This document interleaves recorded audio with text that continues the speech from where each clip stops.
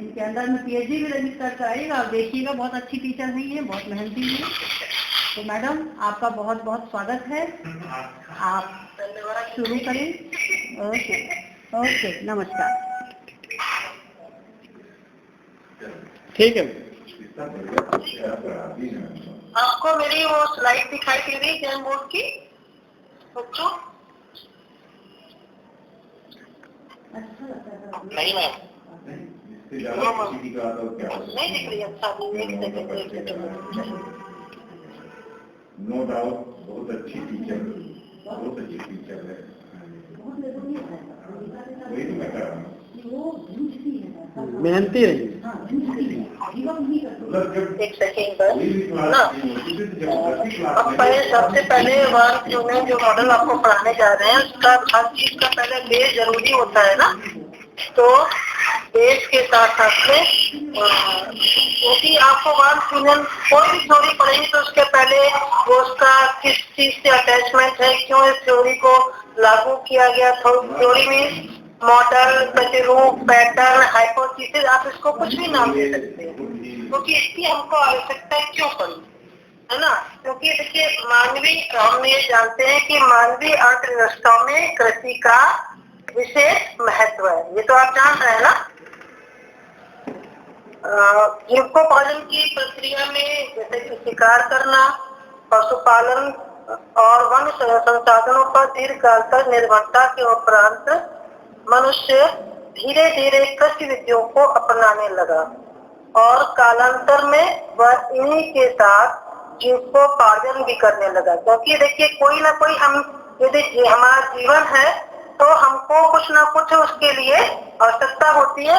अब दिखाई दे रही है स्लाइड आपको? हेलो, दिख रही है।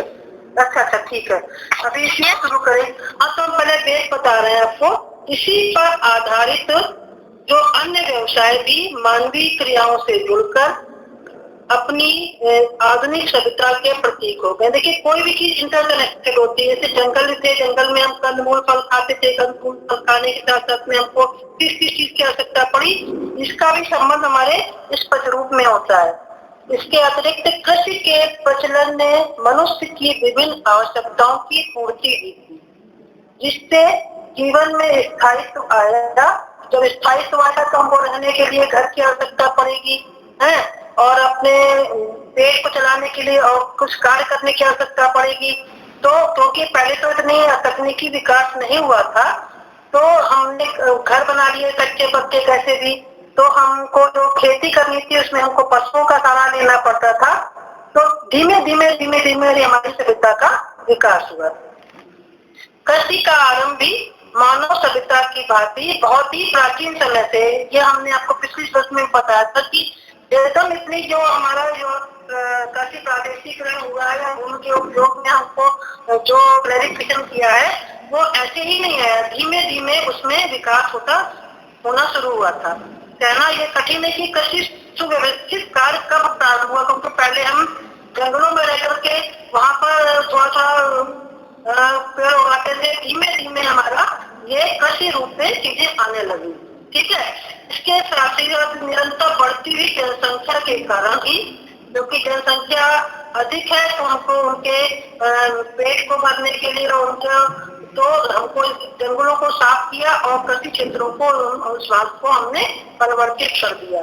कृषि मानव की सबसे व्यापक आर्थिक क्रिया है। इसका प्रतिरूप अनेक भौतिक और सामाजिक आर्थिक कारकों यथा भूगर्भिक संरचना, धरातल की प्रकृति, जलवायु, मिट्टी, कृषि के प्रकार, श्रम की उपलब्धता, सामाजिक प्रथा एवं परंपराएं, सरकारी संगठन का परिणाम है। कृषि के स्थानीयकरण में उत्पादित शस्यों की उपयोगिता एवं लाभ प्रमुख कारक हैं। इसके किसी भी क्षेत्र विशेष में फसल संबंधी निर्णय लेना तुलनात्मक लाभ के सिद्धांत पर आधारित। तुलनात्मक लाभ का मतलब है जितना हम लगा रहे हैं उससे यदि हमको बेनिफिट है तो हमको लाभ होगा, तो हम क्या होगा उसी और आगे बढ़ना शुरू करते हैं। क्योंकि कृषि का संबंध भूमि से है, सर्वाधिक भूमि कृषि से ही अंतर्गत है, किंतु कृषि के उत्पादन और खपत के क्षेत्र अलग अलग है। कहीं पर जहाँ पर जनसंख्या सघन है वहाँ पर उस हिसाब से खर्च होता है, जहाँ पर जनसंख्या विरल है वहाँ पर उस हिसाब से हमने उस कार्य को, कृषि के उत्पादन को हम जोड़ देते हैं। इसके अतिरिक्त फसल के उत्पादक क्षेत्र एवं उपभोक्ता क्षेत्र परस्पर दूर दूर स्थित होते हैं।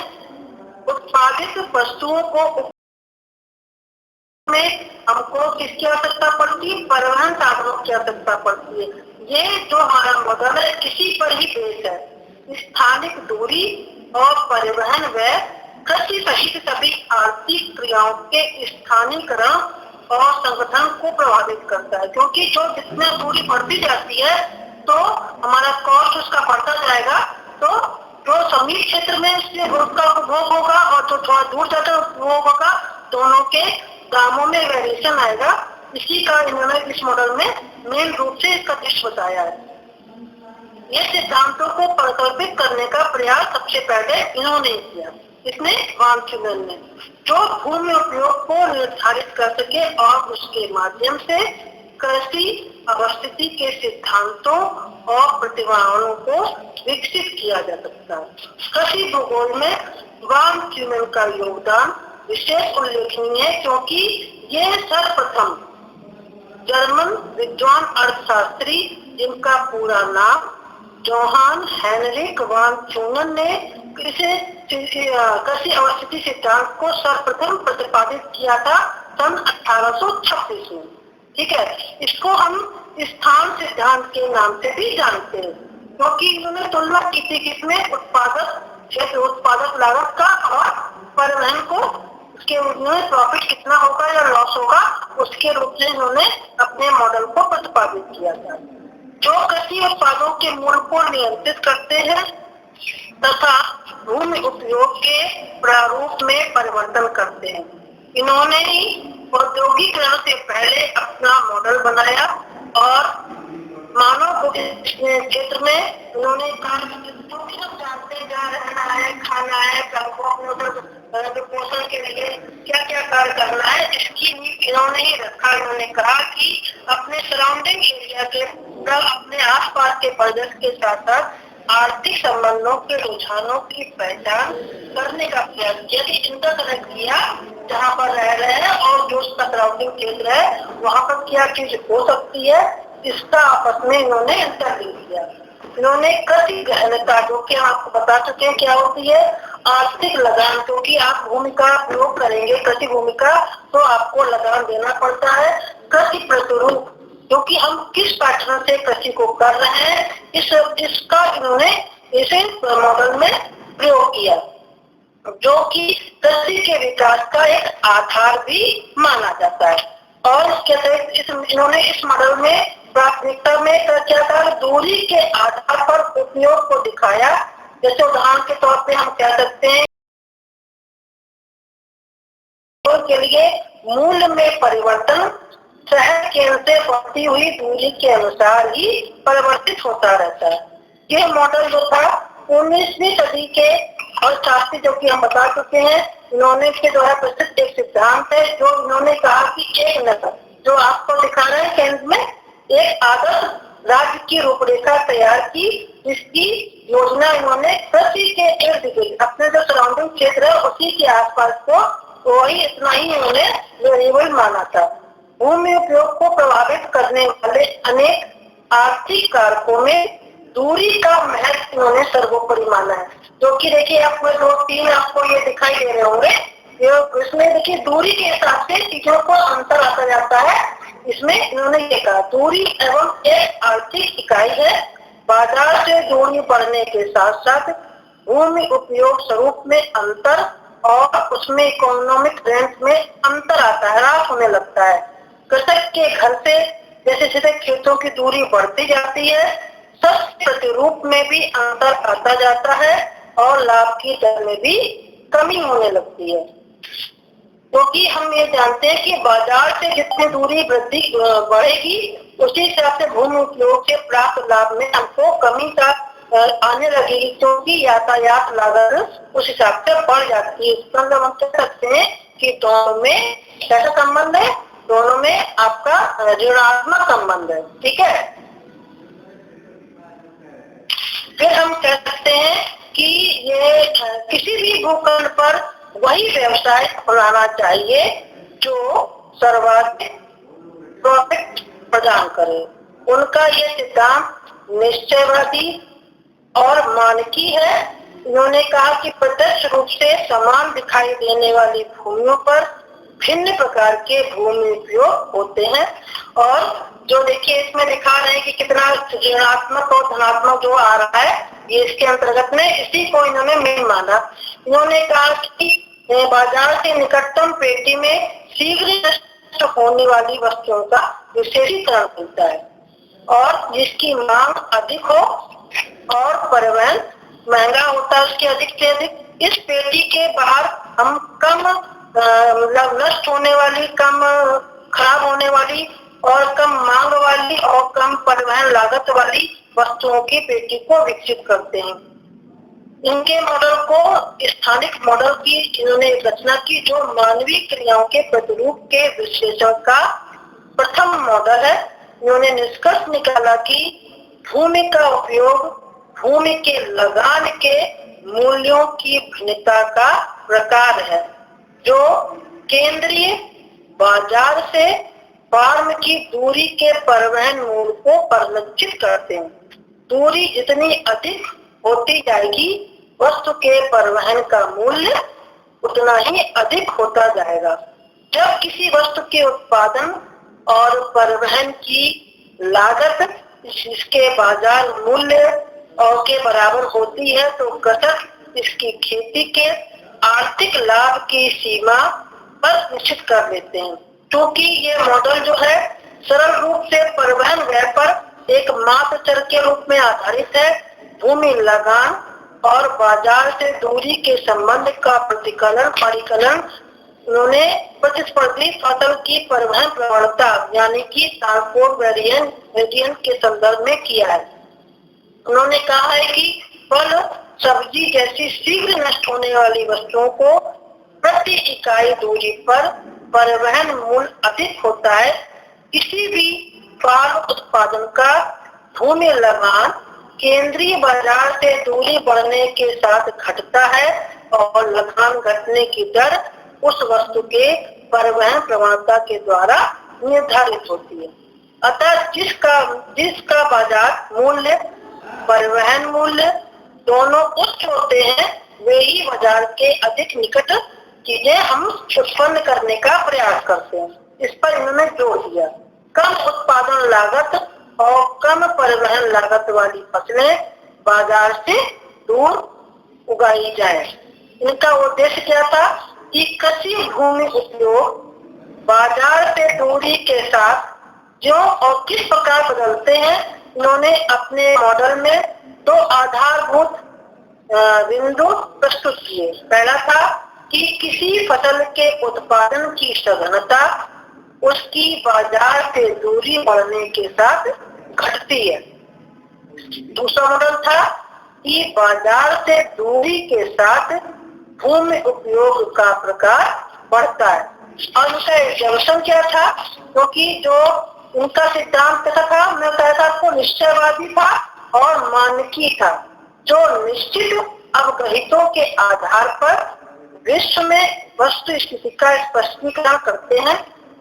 प्रथम समूह एकाकी प्रदेश के धरातल की प्रकृति किस प्रकार की है, और द्वितीय समूह में उनके निवासियों से संबंधित है। मतलब मैन एंड किससे लैंड एंड मैन का रिलेशनशिप बताया है। इन्होंने प्रथम समूह में कहा है कि किसी कृषि प्रदेश में एकाकी नगर होता है। उन्होंने एक सिंपल है कि एक सेंटर में एक एकाकी नगर है जिसमें केवल एक ही बाजार है, एक ही बाजार की इन्होंने परिकल्पना की।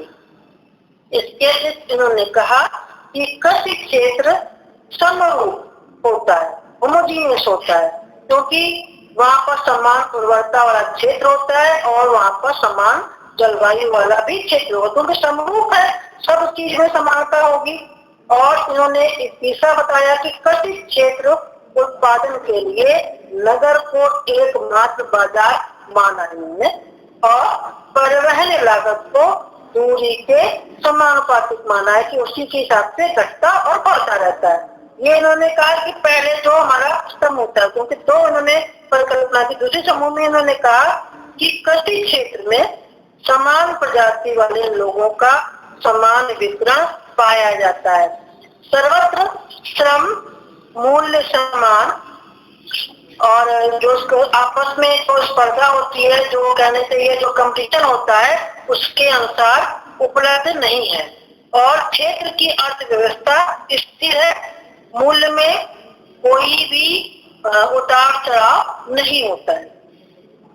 किसी भी वस्तु का बाजार मूल्य निश्चित है, फसल रोककर बाजार प्रभावित नहीं कर। जैसे हम कहते हैं कि मान लीजिए किसी चीज की हम मानते हैं कि कोई मार्केट वैल्यू बढ़ रही है, तो उस चीज को अंडर ग्राउंड कर देते हैं कि जब समय जब उसकी कॉस्ट बढ़ेगी तब उसको बाहर निकालेंगे। ऐसा इन्होंने कहा, इस पर इन्होंने कहा इससे बाजार कोई प्रभावित नहीं होगा।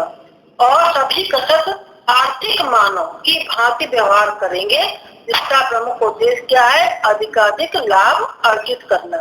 अब है इनके प्रिंसिपल क्या थे मॉडल के अकॉर्डिंग? इनका था आधार मेन था सिद्धांत का आर्थिक लगान, इकोनॉमिक रेंट, क्योंकि आपको किसी भी भूमि का प्रयोग करते हैं तो आपको इकोनॉमिक रेंट देना पड़ता है। इसके अनुसार विभिन्न प्रकार के भूमि उपयोग प्रति इकाई क्षेत्र विभिन्न लाभ लेते हैं। इन्होंने दो पर अधिक बल दिया, किस पर? बाजार से फार्म की दूरी और दूसरा कसरत के द्वारा प्राप्त मूल्य। बाजार से दूरी एवं मूल्य के बीच में सरल संबंध है, ये हम अभी इस सूत्र के द्वारा बताएंगे। किसी वस्तु का मूल्य उसके बाजार मूल्य से उसका परिवहन मूल्य घटाकर निश्चित कर सकते हैं। जैसे अर्थात जैसे आपका ये पहला फॉर्मूला देख रहे हैं, P बराबर P minus E plus T। P का मतलब क्या हुआ? हमको प्रॉफिट कितना हो रहा है। V का मतलब है कि सेलिंग प्राइस क्या है, बेची हुई वस्तु का मूल्य क्या है। और E का मतलब है कितना एक्सपेंसेस है, मतलब कहने का कितनी मेरी लागत आई उत्पादन में वो। और T का मतलब है हमें कितना ट्रांसपोर्ट में खर्च करना पड़ा, परिवहन में कितनी लागत आई, तभी हम प्रॉफिट को तय कर पाते हैं। ठीक है। आर्थिक लगान को किसी भूमि के टुकड़े के द्वारा उत्पादित कार्य पदार्थ को बाजार में बेचने से प्राप्त लाभ के रूप में परिभाषित किया जा सकता है। भूमि लाभ भिन्न भिन्न है। सभी कृषकों के द्वारा उत्पादित पदार्थ का मूल्य समान होता है, किंतु बाजार से दूरी में अंतर के कारण किसानों के लाभ में भी भिन्नता हो जाती है। अतः किसी भी भूमि के पदार्थ के बाजार से दूरी का भी महत्व बढ़ जाता है।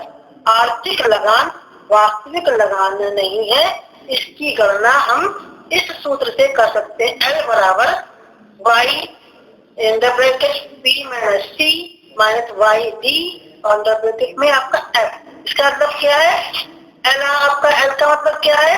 भूमि की प्रति इकाई स्थायीकरण, इसका मतलब है लोकेशनल रेंट कितना है।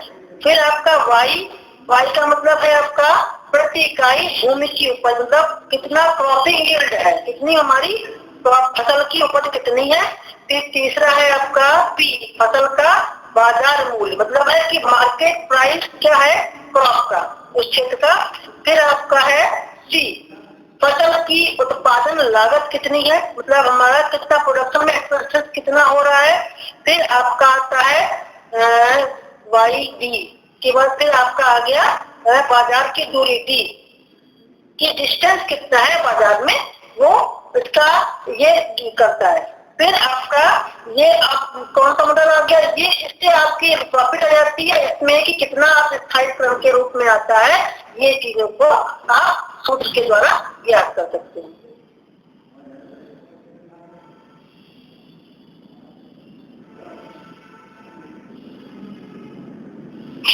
फिर इसी में इन्होंने इस मॉडल की गहनता का सिद्धांत, गहनता में जो हमारा ज्यादा होता है जिसको गहन खेती कहते हैं, बदल खेती कहते हैं,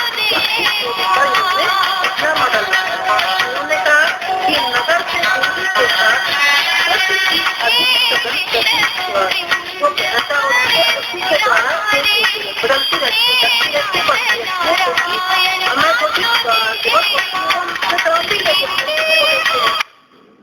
के निकट स्थित फार्म पर नगर से दूर फार्म के अपेक्षा अधिक सघन कृषि हम करते हैं, क्योंकि हम जहाँ पर रहते हैं उसी के सराउंडिंग एरिया में हर चीजों को करने का प्रयास करते हैं। कारण क्या है कि नगर के निकट स्थित फार्म की फसलों का दूरस्थ फार्म की फसलों के लगान भी अधिक हो जाता है।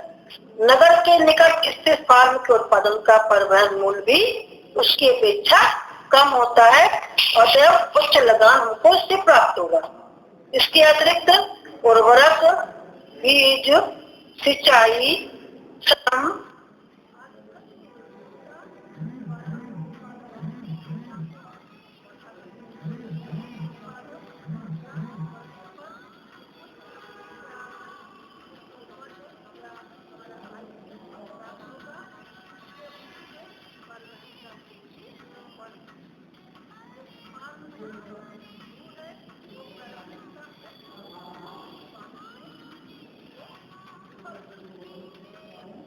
निकट स्थित फार्म पर उगाई गई फसलों को लगान अधिक होता है, क्योंकि उत्पादन और जो हमारी उपज है अधिक और परिवहन मूल्य उसका कम होता है। अतः बाजार दूर होने की स्थिति में सघन उत्पाद से लाभ नहीं होता, इसलिए बाजार से दूर होने पर भूमि पर हम विस्तृत खेती करना अधिक लाभदायक होता है, क्योंकि इसमें हमें कृषि निवेश कम करना पड़ता है, जिससे उत्पादन का व्यय कम होता है। एक फसल के उत्पादन की तीव्रता बाजार से दूरी के साथ क्या होती है, घटती जाती है। अब आते इन्होंने एक मॉडल तो ये किया था गहनता का, दूसरा मॉडल बताया था कि भूमि उपयोग की भिन्नता का सिद्धांत क्या है, कि दोनों में theory of varying land use वो था हमारा, वो गहन में था इसमें कि हमने जो भूमि का प्रयोग किया है किन किन रूपों में किया है। देखिए इसमें दिखा रहे हैं ना कि इसी के द्वारा जो आपका दिखा ये सिस्टम बनाया है कि उसी हिसाब से हमारा वहाँ के जो लगान होता है वो आर्थिक रूप से बढ़ता चला जाता है। ठीक है, फिर आपकी जो हम बता रहे भूमि उपयोग की भिन्नता का सिद्धांत में पहला बाजार से दूरी के संदर्भ में विभिन्न फसलों की स्थिति की हम इन्होंने व्याख्या की है। इन्होंने कहा है कि ये निम्न कारकों के द्वारा निर्धारित है। पहला, विशिष्ट बाजार मूल्य जो मांग और पूर्ति के संबंध पर निर्भर करता है। दूसरा है विशिष्ट परिवहन दर जो उत्पादन की प्रकृति, उसका परिमाण और उसका जो परिवहन लागत पर निर्भर करता है। तीसरा मैंने बताया कि उत्पादन का आधारभूत मूल्य स्थिर अनुमानित करते हैं। फिर उन्होंने बताया कि प्रति इकाई पर हम कितना उपज हमको चाहिए, मतलब इन्होंने प्रति व्यक्ति के हिसाब से प्रति इकाई पर उन्होंने कहा कि जितना हमारा क्षेत्र है उसमें हमको प्रति उसके किसका अभी हम आपको टेबल भी दिखाएंगे, उस हिसाब से इन्होंने इसको निर्धारित किया। इसमें इन्होंने दो स्थितियां बताई। एक स्थिति बताई थी कि जो दो फसली को समान उत्पादन मूल्य और लब्धियां है, लब्धि मीन्स यील्ड है, किंतु प्रति इकाई परिवहन लागत एवं बाजार मूल्य उसका भिन्न होता है। यदि ए मूल्यों पर ये फसल भारी है तो इसका बाजार मूल्य अधिक होगा, अतः यह बी की अपेक्षा बाजार के अधिक निकट उगाई जाती है। एक फसल का परिवहन मूल्य बी से अधिक होने के कारण इसका स्थितिक लगान तेजी से घटता जाता है। क्योंकि ए का बाजार मूल्य बी से अधिक है तो बाजार में बी की अपेक्षा ए का कुल राजस्व भी अधिक टैक्स मिलता है, अतः बाजार में भी बी की अपेक्षा ए का स्थितिक लगान अधिक होगा। क्योंकि उत्पादन मूल्य बराबर है और परिवहन का व्यय नहीं हो रहा है। यदि बी का बाजार मूल्य ए से अधिक है तो ए फसल को हम नहीं उगाएंगे, इसमें हमको इसका इनपुट अधिक मिलेगा, उस पर हम अधिक जोर देंगे। ठीक है, फिर इन्होंने कहा था कि यथार्थ में उत्पादों के बाजार मूल्य पे कौन सी यील्ड है, मतलब कौन सी आपका उपज है एवं उत्पादन लागत प्रायः भिन्न भिन्न है। जब ये सभी कारक संयुक्त होते हैं तो प्रति इकाई मूल्य पर उच्चतम स्थितिक लगान वाली फसल हम उगा सकते हैं। किंतु स्थितिक लगान भूमि लगान के रूप में अदा किया जाएगा। यदि कृषक उच्चतम लगान वाली फसल नहीं उगाता फिर भी उस भूमि के ऊंचे लगान हमको वहन करने होंगे। इससे उसे लाभ की अपेक्षा क्या होता है, हानि का सामना करना पड़ता है। और बाजारों के चारों ओर भूमि उपयोग का जो हमने जो पेटी बनाई है, जो बेल्ट बनाई है, उसमें इन्होंने कहा जो खेती का पहला है आपका व्यापारिक कृषि, फिर दूसरा है आपका ईंधन का, फिर आपका बिना प्रतिशत कृषि एवं चरागाह भूमि, सही कृषि भूमि, फिर 3 खेत प्रणाली भूमि और लास्ट में आपका है पशुपालन और इन्होंने कहा कि इसके साथ में मार्केट है। ठीक है, सबसे पहले इन्होंने कहा सघन डेयरी एवं उद्यान धंधे के अंतर्गत में नगर में जो दुग्ध और सब्जी को लगातार मांग रहती है, ये शीघ्र नष्ट होने वाले पदार्थ हैं। ये नगर इसका अधिक मूल्य प्राप्त होने के कारण किसानों को इन्हें उत्पादित करने का अधिक मन करता है, अधिक आकर्षण होता है। फिर इन्होंने कहा कि उस समय से नगरों में ईंधन के लिए लकड़ी की मांग, इस समय लकड़ी की मांग नहीं, उस समय जब इन्होंने मॉडल बनाया था लकड़ी की मांग अधिक थी। अभी भी है, उसकी अपेक्षा कम है, क्योंकि अभी भी जो लकड़ी का हम प्रयोग करते हैं इमारत में फर्नीचर बनाने में करते हैं, तो अभी भी इसका प्रयोग होता है। पर लकड़ी एवं उत्पादन में अधिक लागत इसमें आती है, अतः नगर के निकट ही इसका प्राप्ति आवश्यक है। इसके बाद में इन्होंने कहा कि फसलों को हम जो है क्रॉपिंग पैटर्न को चेंज करें, एक करने वाली हम फसलें लगाएं, क्योंकि बाजार से दूरी बढ़ने के साथ साथ में उसकी प्रति इकाई खेत उपज भी घटती जाती है। इस पेटी में इन्होंने 6 फसली पेड़ वाले और इसके अतिरिक्त इन्होंने यहाँ पर पशुपालन पर भी जोर अधिक दिया। तो इसके बाद में इन्होंने कहा कि जहाँ पर कम जनसंख्या है तो वहाँ पर भी हम प्रति पेड़ वाली फसलों को उगाने का प्रयास करते हैं। और उसके बाद की जो थी कृषि, इन्होंने कहा कि विस्तृत कृषि की जाए। इसमें हम 3 खेत प्रणाली कृषि प्रचलित है, जिसमें प्रत्येक वर्ष अधिक फर्ती और हम चरागाह को छोड़ते हैं। उस क्षेत्र में हम राई, जौ, चना फसल आदि को उगाने का प्रयास करते हैं और फर्ती एवं चरागाह और इसके अलावा अन्य भूमि उपयोग भी है। इसके बाद में इन्होंने कहा था पशुपालन, जो सबसे दूरस्थ कटिबंध जहाँ किसी भी फसल का उगाना आर्थिक दृष्टि से लाभकारी नहीं है। कालांतर में इन्होंने 2 संशोधन भी किए, क्योंकि जो हम ये आपको दिखा रहे हैं बांधनी का मॉडल ये वाला, इस मॉडल में जो सर्किल बनाए हैं, इसमें इन्होंने क्या कहा, पहली स्थिति इन्होंने कही है केंद्रीय नगर की स्थिति, जो कि आपको ये दिखाई दे रही है। इसके बाद में इन्होंने कहा है कि नगर के समीप वाली जो पेटी है वो गहन कृषि पर आधारित होगी, जिससे सब्जियां दुग्ध व्यवसाय हम अधिक करेंगे। ये शीघ्र नष्ट होने वाले पदार्थ हैं जो मानव जीवन में महत्वपूर्ण एवं प्राथमिक स्थान को रखते हैं। इसके बाद की जो पेटी है वो थी जिसमें ईंधन की लकड़ी उत्पादन पेटी के रूप में मानी, किंतु ये वर्तमान परिस्थिति में मात्र काल्पनिक मात्र रह गया है, क्योंकि इसका प्रयोग हम अब भोजन बनाने में कम ही करते हैं। फिर इन्होंने कहा कि अन्न उत्पादन की पेटी, जिसको सामान्यतः खाली नहीं छोड़ सकते, इस पेटी में नदी का होना माना है। नदी का होना का मानने का मतलब ये कि जो ये दिखाई दे रहा है आपको, ये बाद में परिकल्पना इन्होंने की। इस पेटी में नदी का होना इन्होंने माना है, क्योंकि प्रति भूमि को न छोड़ते हुए कृषि भूमि उपयोग के लिए भी हमको सिंचाई की आवश्यकता होती है। और क्योंकि नदी का होना इसमें माना है कि जो भी हम परिवहन में खर्च करते हैं वो उसकी अपेक्षा ग्राउंडी एरिया में कम आएगा। फिर इसके बाद में इन्होंने अन्न उत्पादन के साथ प्रति और पुष्टान भूमि दोनों ही को ही समाविष्ट किया है। इसके बाद में इन्होंने बताया है नेक्स्ट बेल्ट में त्रिखेत प्रणाली पर आधारित है। इसके लगभग 1/3 भाग में विस्तृत कृषि, और उसके बाद में प्रति और तीसरे भाग में पशुपालन की प्रधानता होगी। इस पेटी के अंतर्गत में दूरस्थ भागों में चरागाह क्षेत्र की अधिकता होगी। इसके अतिरिक्त उन्होंने कहा कि पशुपालन प्रधान होगा। पशुपालन उद्योग की पेटी नगर से तो दूर ये चीज पाई जाती है। इसके अतिरिक्त इन्होंने कहा कि जो लाभ पेटी है लास्ट वाली, उसमें बंजर भूमि से आच्छादित हो सकती है, जिसमें हम कृषि एवं पशुचारण अत्यंत मात्रा में संभव होते हैं। अभी हम इसको आपको आंकड़े के द्वारा भी दिखाएंगे।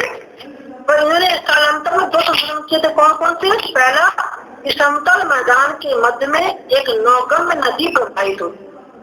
पहले में इन्होंने केवल बताया था, दूसरे बाद में इन्होंने संशोधन किया। उन्होंने कहा कि एक नदी प्रवाहित होती है जो वस्तु का परिवहन अपेक्षाकृत सस्ता होगा और स्थलीय परिवहन की अपेक्षा जलीय परिवहन के द्वारा वस्तुओं का परिवहन दूर तक किया जा सकेगा।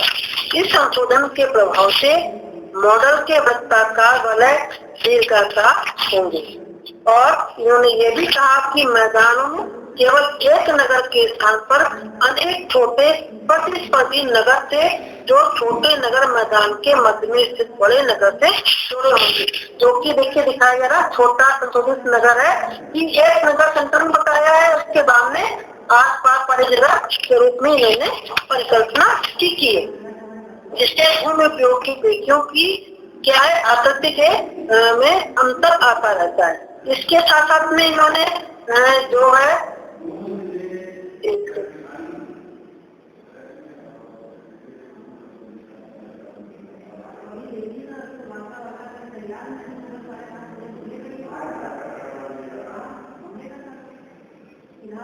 ये देखिए हमने कहा था जो आपको पद्धति बताई थी, उस पद्धति में इन्होंने ये सब दे रखा है कि कितने क्षेत्रफल पर कितने नगर के सापेक्षिक दूरी है, भूमि उपयोग का प्रकार क्या है, जो भी कहता है नगर गहन खेती और जंगल उत्पादन विस्तृत खेती, ये और बाजार के लिए उनका क्या उत्पादन है और उत्पादन की प्रणाली क्या है, ये चीजें इन्होंने एक अंकों में बताया था कि किस प्रकार से हम किस दूरी पर इसकी पद्धति को अपनाते हैं भूमि उपयोग की पद्धति के अंतर्गत। ठीक है। फिर यह है कि ये मॉडल इन्होंने सरल रूप में बताया था कि सबसे पहले इसके सबसे बताए थे जोन हॉर्टिकल्चर पर। इसके बाद में इन्होंने कहा था कि ये सेकेंड जोन बताया था और तीसरा जोन पर इन्होंने कहा कि यहाँ पर हम ये सघन खेती करेंगे, यहाँ पर जंगल है और यहाँ पर आप जो कह सकते हैं कि सब्जी वगैरह उत्पादन करने का इन्होंने सरल मॉडल को बताने का प्रयास किया था।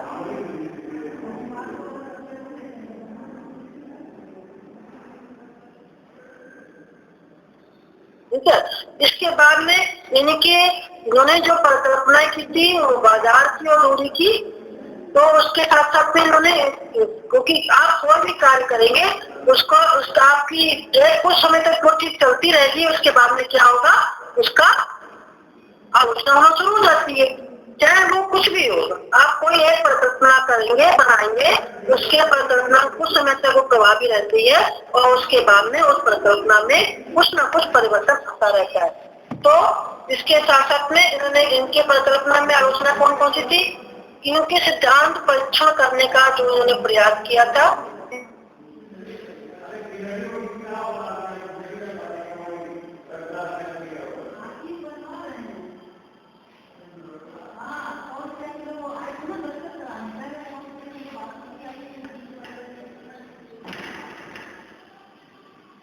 तीव्रता में परिवर्तन होते हैं, किंतु यह अभ्यास जो है निम्न कारणों से कठिन होते जा रहे हैं, क्योंकि जो चीजों ने कल्पना की है वो वर्तमान समय में नहीं उपयोगी हो रही है, क्योंकि अब धीमे धीमे क्या हो रहा है, यंत्रीकरण हो रहा है और उसमें उसके द्वारा हम चीजों में परिवर्तन आ रहा है, उत्पादन में परिवर्तन आ रहा है, उसके कृषि करने के प्रकार में भी परिवर्तन आता जा रहा है। इन्होंने कहा शायद ही किसी क्षेत्र में एकाकी क्षेत्र को उक्त दशाएं मिलती होगी, क्योंकि उसमें हमारा परिवर्तन पता चला जाता है। वस्तुतः एक ही क्षेत्र में जलवायु और मिट्टी की भिन्नताएं हमको मिलती हैं। दूसरे ऐसे प्रदेश अधिक नहीं है जहाँ कृषि उत्पादन के लिए एक ही बाजार मिलता हो। ठीक है। फिर इन्होंने कहा, क्योंकि इससे पहले भी कहा था कि इन्होंने एक अलग एकाकी नगर के रूप में इसे मानी थी, एकाकी तो एकाकी नगर के रूप में मानी थी। तो इन्होंने क्या कहा था कि जहाँ पर एक केंद्र है उसके बाद में उसको परिनगर के रूप में मानेंगे। तो इन्होंने एकाकी क्षेत्र में वहाँ की मिट्टी, वहाँ के जो जलवायु की भिन्नता नहीं है, क्योंकि ऐसी एक रूपता अपवाद स्वरूप ही मिलती है, यथार्थ में नहीं, कुछ ना कुछ अंतर आता जाता है क्षेत्र के दिखावटी। दूसरे, फार्म के उत्पादन में, परिवहन में अनेक साधन विकसित हो गए और इसके अनेक परिवहन का मूल्य भी घट गया है। क्योंकि देखिए कोई भी मिट्टी है कहीं की, देखिए एक स्थान से हम कहते हैं कि कुछ क्षेत्र की दूरी जाने के बाद में उनकी बोली, भाषा, उनका संस्कृति बदलती जाती है। उसी प्रकार से कुछ दूरी पर जाने के बाद में मिट्टी, क्लाइमेटिक कंडीशन में परिवर्तन आता रहता है, जिसका प्रभाव किसी न किसी रूप में हमारे कृषि के उत्पादन पर पड़ता है। फिर उन्होंने बताया कि 19वीं शताब्दी में प्रचलित जो प्रति सहित 3 फसली के उन्होंने कहा था, जो मिक्स फार्मिंग बताई थी, इसका भी कोई अस्तित्व नहीं है। क्योंकि आजकल क्या हो रहा है, व्यवसायीकरण अधिक हो गया है, तो हम अधिकांशता जो है कृषि उत्पादों में क्या करते हैं, जो हमारी बागायती कृषि है, व्यापारिक कृषि है, उस पर अधिक जोर देते हैं। इसके साथ साथ में इन्होंने कहा कि आर्थिक लगान और जो उसकी जो तीव्रता का जो परीक्षण है वो बहुत ही कठिन है, आसान नहीं है, उसको मापना आसान नहीं है। इन्होंने निवेश के रूप में श्रम का महत्व घट गया है और उद्यान, कृषि, डेयरी और सामान्य जो कहते हैं शस्य उत्पादन सभी सघन हो गए हैं। क्योंकि देखिए जो भी आप खेती करेंगे उसमें कुछ ना कुछ उसका अंतर आता जाता है, ठीक है। तो उसके अतिरिक्त विपरीत हमारा क्या है, जो पशुपालन है और जो विशिष्ट उत्पादन है विस्तृत कृषि के अंतर्गत सम्मिलित है और इसके सघन कृषि की अपेक्षा फार्म को प्रति हेक्टेयर उनको कम आय प्राप्त होती है। इसके अतिरिक्त उन्होंने बताया कि मौसमी दशाओं के परिवर्तन होने के कारण फसलों की उपज में भी प्रतिवर्ष भिन्नता आती जाती है। क्योंकि कहते हैं ना, कहीं अकाल में ओला पड़ गया, पाला पड़ गया, तो ना उसमें अंतर आया, मौसमी दशाओं का उसमें प्रभाव पड़ा और मांग के अनुसार बाजार मूल्यों में भी कुछ होता है, घटना बढ़, जहाँ पर मांग अधिक है वहाँ पर और जहाँ पर मांग कम है उस हिसाब से घटबढ़ होती रहती है। इनके सिद्धांत के प्रकाशन के बाद से प्रौद्योगिकी में भी बहुत परिवर्तन हो गए। इस समय इन्होंने मॉडल निकाला था, उस समय इतना यंत्रीकरण नहीं था। आजकल क्या है कि हम जो है यंत्रीकरण का सहारा लेकर के हमने कृषि के उत्पादन में भी परिवर्तन लाया है, जिसके कारण ये सिद्धांत अव्यवहारिक हो गया है और लकड़ी का ईंधन के रूप में प्रयोग अब समाप्त प्रायः हो गया है। गांव में भी लकड़ी का प्रयोग बहुत लोग कम करते हैं, वहाँ पर भी गैस का प्रयोग करते हैं और इसके अतिरिक्त ईंधन बाजार से निकलता, क्योंकि हमारे पास जो कनेक्टिविटी है रोड की वो पहले से कहीं अच्छी हो गई है, तो इसको भी इन्होंने जो अव्यवहारिक माना है। इसके अतिरिक्त उन्होंने ये भी कहा कि आधुनिक सुविधाओं ने अब शीघ्र नष्ट होने वाले पदार्थों का भी बाजारों तक परिवहन त्वरित कर दिया, क्योंकि परिणामतः दूध, सब्जी आदि पदार्थ नगरों एवं बाजारों से भी दूर में हम उत्पादित होने लगे। 1920 के पश्चात से वास्तविक नगरों में के अंतर्गत में हम क्या करते हैं, जो हमारा नगर है और जो हमारा प्रति क्षेत्र है उसके अंतर्गत में कुछ ना कुछ अंतर आता जा रहा है। क्यों कि जो वास्तविक जो भाड़ा है उसमें निरंतर क्या हो रही, कमी होती जा रही, जिससे कि फार्म के उत्पादन और परिवहन व्यय के अनुपात में भी कमी होती जा रही है। इन्होंने ये भी तर्क दिया कि अब कृषि उत्पादन की स्थिति में परिवहन मूल्य का भी महत्व कम हो गया है। इन्होंने अन्य कारक को भी प्रभावी माना, जैसे कह सकते हैं मिट्टी, जलवायु और कह सकते हैं जो हमारे श्रमिक जो हमारे कृषि में कार्य करते हैं और इसके अतिरिक्त उसका भी उन्हें लाभ प्राप्त करने वाली कृषि और उत्पादन अन्यंत्र भी हो सकते हैं, क्योंकि इनमें भी परिवर्तन आता जा रहा है। कृषक आर्थिक लगान की भांति व्यवहार नहीं करते, जैसा कि चंद्रन ने माना। चंद्रन ने कहा ना कि आर्थिक मानव, चंद्रन ने कहा इकोनॉमिक मैन, क्योंकि उसी रूप से कार्य करना चाहिए, उसी रूप से व्यवहार करना चाहिए। इन्होंने अपने मॉडल में इन्होंने कहा था कि एक भूमि उपयोग की भिन्नता का सिद्धांत के अंतर्गत में उन्होंने मानव श्रम को मेन रूप से माना था। और जो सहकारी उत्पादन में प्रायः उन्होंने मूल्य कम हो जाते हैं, तो इन्होंने यह नहीं सोचा कि किसी फसल के उत्पादन मात्रा में अधिक होने पर उत्पादन और परिवहन का मूल्य भी कम हो जाता है, जिससे कि लगान और भूमि में भी संशोधन हो जा सकता है।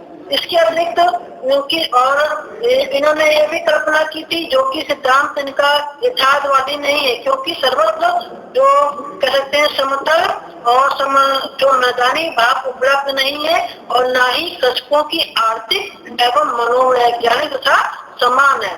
स्वयं फ्यूने ने इस बात को भी स्वीकार किया था कि कुछ अन्य दशाओं का भी समावेश उन्होंने अपने सिद्धांतों में किया, जैसे कि सस्ती परिवहन सुविधा उन्होंने किसमें मानी थी? नाव के द्वारा, जो कि उन्होंने बाद में जो नगर का जो संशोधित नगर माना था, उसमें उन्होंने बीच में केंद्र में नाव नदी का क्षेत्र को मानने की कल्पना की। क्यों की थी?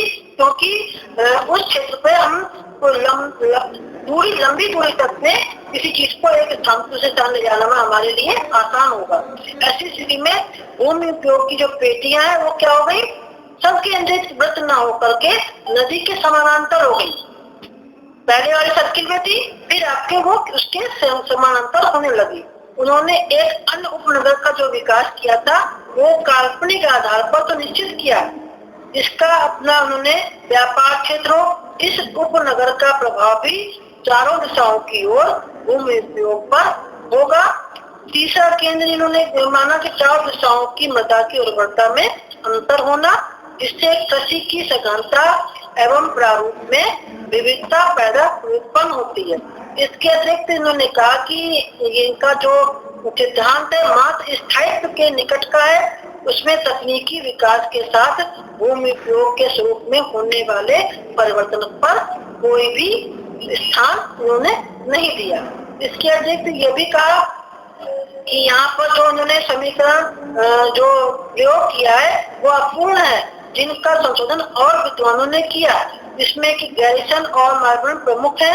दूसरा, इस मॉडल में आर्थिक कारकों के अतिरिक्त अन्य कारकों को भी इन्होंने महत्व नहीं दिया। मेन रूप से इन्होंने बस यही माना कि जो तो उत्पादन लागत है और उसकी परिवहन लागत है, इसको उन्होंने मेन रूप से माना था। इसके अतिरिक्त इन्होंने ये भी कहा कि केंद्रीय नगर के आकार पर भी ध्यान उन्होंने नहीं दिया। वान फ्यूजन का जो ये सिद्धांत है अब व्यवहारिक हो गया, इसका तत्कालिक महत्व जरूर था। इस सिद्धांत को Dunn, Hoover, Lodge, Izard, Alonso, Garrison, Marble और वर्थ ने भी फिर से संशोधन करके अपना विचार प्रस्तुत किया। पर एक बात यह भी है कि वान फ्यूजन की मॉडल की प्रासंगिकता कितनी है, क्योंकि जो भी मॉडल इन्होंने बनाया था आलोचना तो की बहुत विद्वानों ने, पर यह भी कहा कि यह प्रासंगिक भी है, रेलेवेंस भी है वान फ्यूजन का मॉडल। इन्होंने कहा कि स्थानीय, राष्ट्रीय और अंतर्राष्ट्रीय स्तरों पर प्रासंगिकता का परीक्षण करना भी अभीष्ट है। मेन रूप से इन्होंने कहा कि जो क्योंकि देखिए हम लोकल लेवल पर और जो नेशनल लेवल पर, इंटरनेशनल लेवल पर इसको भी इसका भी परीक्षण इन्होंने किया, क्योंकि ये विश्व में भी और जगह पर भी इस मॉडल का प्रयोग किया गया था। स्थानीय स्तर पर इन्होंने कहा कि चुनन की मान्यता विकासशील देशों में दृष्टिगोचर होती है, जहां आज भी 19वीं शताब्दी जैसा संचार तंत्र प्रचलित है। इसके बाद में यह भी बताया कि भारत में चकबंदी के कारण भी शस्यों की सघनता के वलय बड़े मार्जित हो गए, क्योंकि अब प्रत्येक किसान अपने उपभोग के साथ साथ कुछ फसल उपज बिक्री के लिए भी प्राप्त करना चाहता है, क्योंकि उससे उनको आर्थिक लाभ हो और इससे उनमें बीज, उर्वरक, सिंचाई आदि पर व्यय करने के लिए भी धन की उसको प्राप्ति हो सके।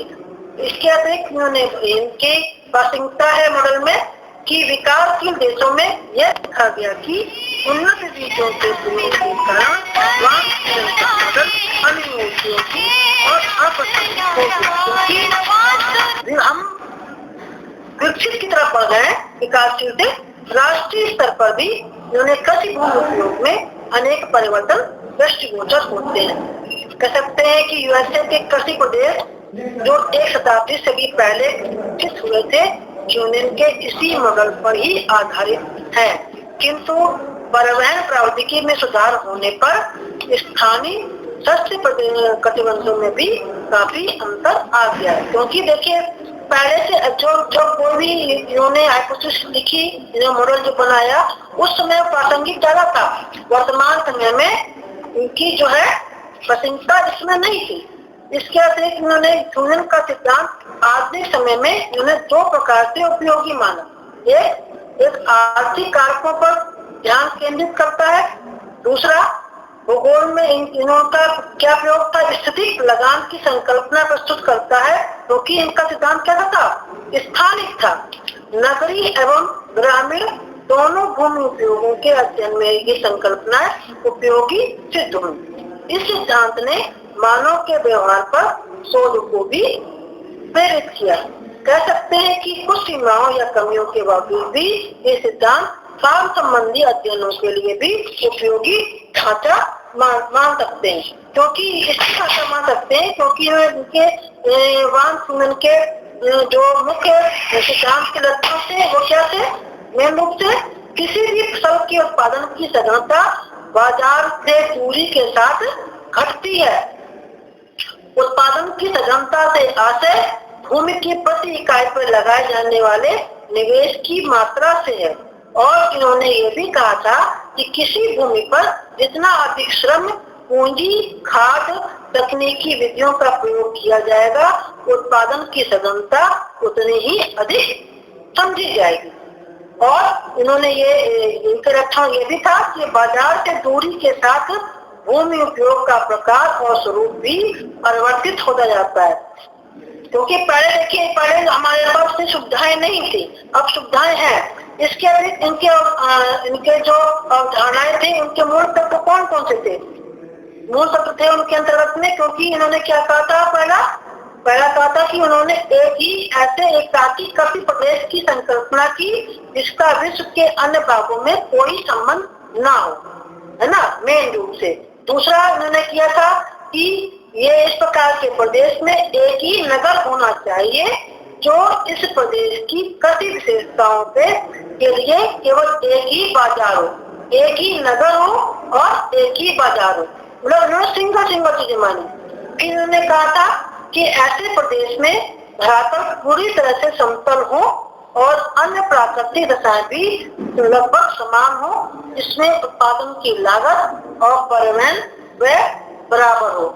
ऐसे क्षेत्र को इन्होंने समदैशिक मैदान माना था। इसी प्रदेश में कृषकों के द्वारा नगर की मांग की पूर्ति की जाती है और बदले में वे औद्योगिक उत्पादन प्राप्त करते हैं। जैसा कि हमने आपको बताया था ना कि व्यापारिक कृषि, बागायती कृषि, रोपण कृषि, रेशेदार फसलें जो करते हैं, जो हम मेन रूप से व्यापारिक अनुत्पादन कृषि भी करते हैं, जो कि मेन रूप से किसके लिए करते हैं, हमको उससे इकोनॉमिक अर्जित करने के लिए करते हैं, धन अर्जित करने के लिए करते हैं, और जिसका कि किसी न किसी रूप से औद्योगिक उत्पादन के रूप में भी प्रयोग होता है। जैसे कि कह सकते हैं आप गन्ना है, कपास है, इसका कि आपको औद्योगिक विकास भी होता है आगे, क्योंकि इससे हमारे उद्योग भी निर्भर है। क्योंकि वस्त्र उद्योग, चीनी उद्योग, जूट उद्योग, कौशल उद्योग है जो हमारे इसी पर आधारित है।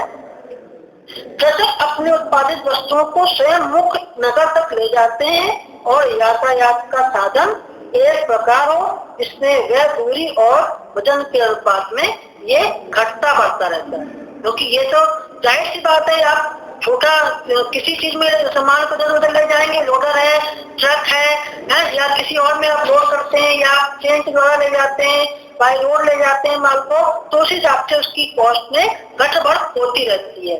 ऐसे प्रदेशों के कृषक अधिक से अधिक लाभ लेने की रुचि रखते हैं, फलस्वरूप वे केंद्रीय नगर की मांग के अनुरूप उत्पादन में परिवर्तित करते रहते हैं। इन मान्यताओं के द्वारा ही बाजार क्षेत्र के चारों तरफ बढ़ती हुई दूरी के अनुसार फसलों के उत्पादन क्षेत्र का लाभ निरंतर क्या होता है, घटता रहता है, ह्रास होता जाता है। यदि नगर से बढ़ती हुई दूरी के अनुरूप अन्य उद्यमों के महत्व को समझा जाए तो उस आधार पर भी अत्यधिक महत्व किसके लिए होगा, उद्यम नगर के पास, और कम महत्व के उद्यम नगर से दूरस्थ क्रियान्वित होंगे। जो हमारा नगर का क्षेत्र है क्रियान्वित, वहाँ पर अधिक होगा, और जो जहाँ पर नहीं है वहाँ पे उसकी अपेक्षा कम होगा।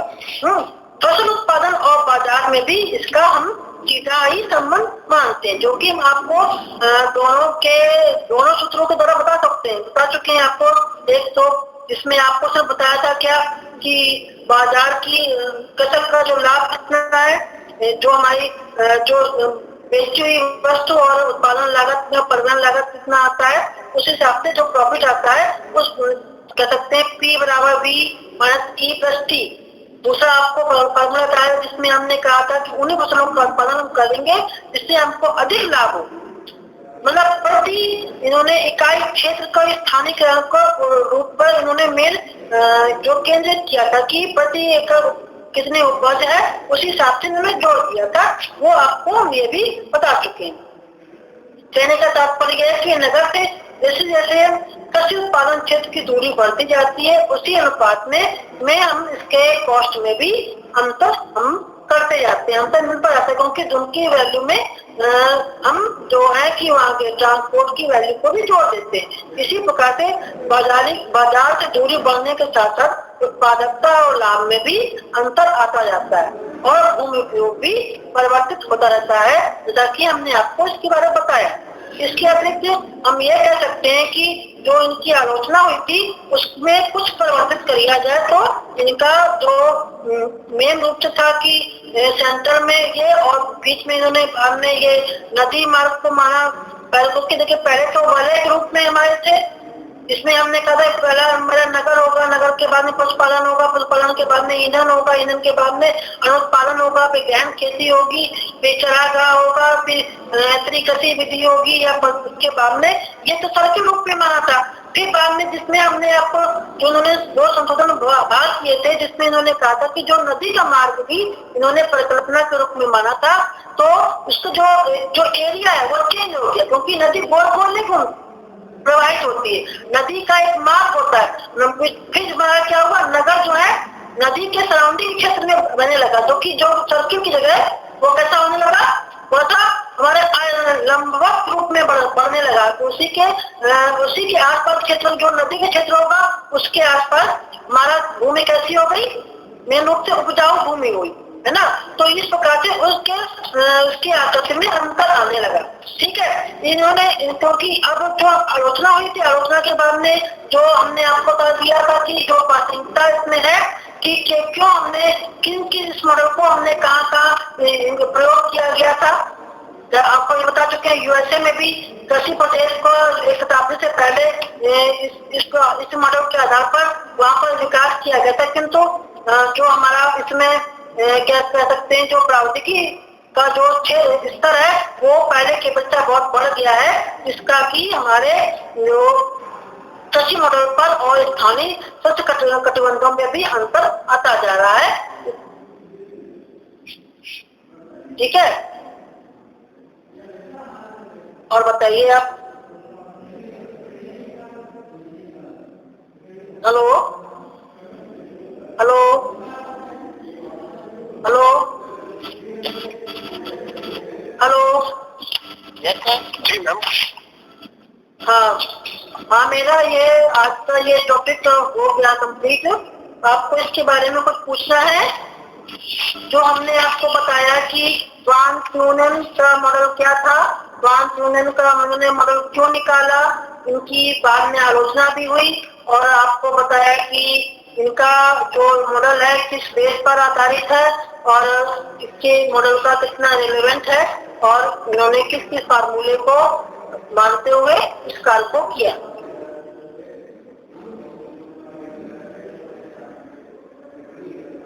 हेलो, हाँ मैडम बताइए। हम ये कह रहे हैं, बच्चों से पूछ रहे हैं, क्योंकि ये मेरा तो ये चैप्टर ये भी अभी पूरा हो गया, तो उसमें क्या बच्चों को पूछना हो तो पूछें। हाँ पूछो भाई, देख लो किसी का कोई क्वेरी है तो किसी का कोई सवाल तो पूछो मैडम से। Good afternoon ma'am and sir. Ma'am मैं ये पूछना चाहता हूँ कि जैसे कि आपने जो वान थोनेन का मॉडल पढ़ाया जी, और इसको हमने कई बार पढ़ा भी है, लेकिन मैम इसको हम अपने रिसर्च में कैसे इम्प्लीमेंट करेंगे, इसको बेस लेकर क्या चीज? इसका हम जैसे रिसर्च में कैसे यूज करेंगे मैम? हेलो मैम, सुन पा रहे हैं आप? हाँ सुन पा रहे हैं। रिसर्च में कैसे इसको कैसे इसको इम्प्लीमेंट करेंगे? हमने देखिए हमने अब ठीक है, आप क्वेश्चन आपका अच्छा है, क्योंकि हमने आपको मॉडल बताया था, ये भी कहा था कि ये मॉडल कब लागू हुआ था, सन 1826 में, ठीक है। अब धीमे धीमे तो हम कहते थे विकासशील स्थिति में से, अब क्या हो रहा है, विकासशील से विकसित की तरफ जा रहा है, ठीक। जो इन्होंने मॉडल को प्रतिपादित किया था, इन्होंने क्या कहा था, डिस्टेंस को मेन माना था, और जो उसकी हमारी कॉस्ट थी इसको नहीं माना था, ठीक। तब हमारे पास जो परिवहन के साधन थे वो एक लिमिट रूप में थे, और जो क्योंकि जो लागत आती तो क्योंकि हमने तब श्रमिकों का प्रयोग अधिक करते थे, अब उसमें क्या हो गया है, तभी हमने इसके बाद में आलोचना देखी कि इस वर्तमान समय में ये अव्यवहारिक होता जा रहा है, क्योंकि देखिए कोई भी आप मॉडल या कोई भी आप करेंगे तो एक लिमिट समय से तो वो कारगर रहता है, उसके बाद में उसमें कुछ न कुछ परिवर्तन आ जाता है। क्यों? क्योंकि आप ये तो नहीं, आपको चीज स्थिर नहीं है ना, क्योंकि देखिए इस समय जो हम बता रहे थे, आपको कहते हैं कि एक नगर की स्थापना इन्होंने बताई थी, क्या ऐसा संभव है क्या? बाद में इन्होंने अपने ही मॉडल में क्या किया था कि एक नगर से मिलता भी पढ़ने भी बता दिया, अपने मॉडल को भी संशोधित किया कि पहले में केंद्र में नगर बताया, फिर कहा कि फिर में कल्पना क्या करती कि एक नदी भी बह रही है, नदी तो गोल गोल नहीं बह सकती राउंड में, तो उन्होंने लंबवत, क्योंकि नदी का प्रवाह के आधार पर ही उस क्षेत्र का विकास होगा, तो उसमें उसके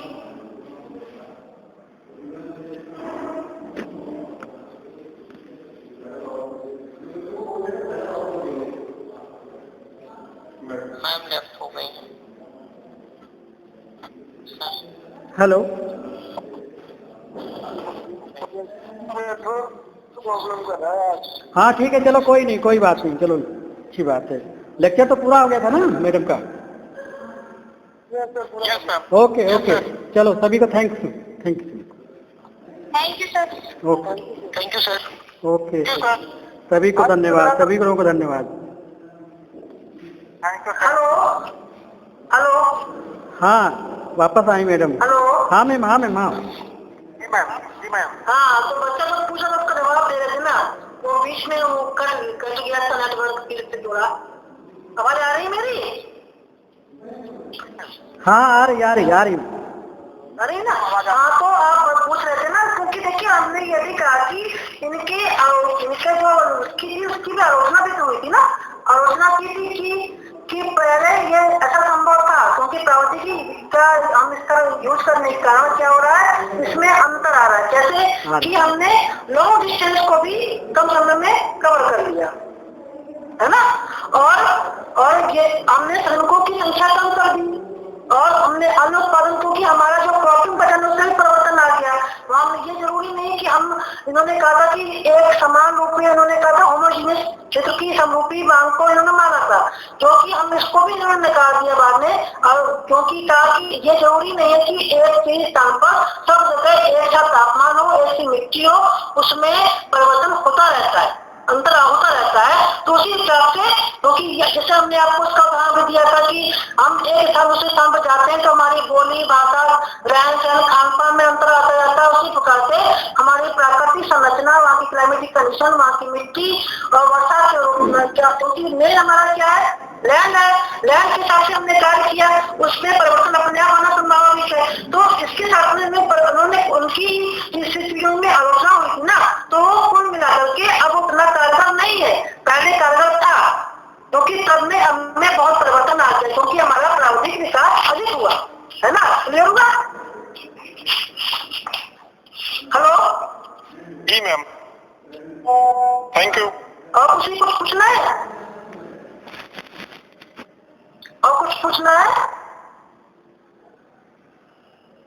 क्योंकि हमने यही बताया था आपको कि देखिए जो इन्होंने क्या कहा था, मैं जो लैंड और उसका ट्रांसपोर्ट की बात करना चाहता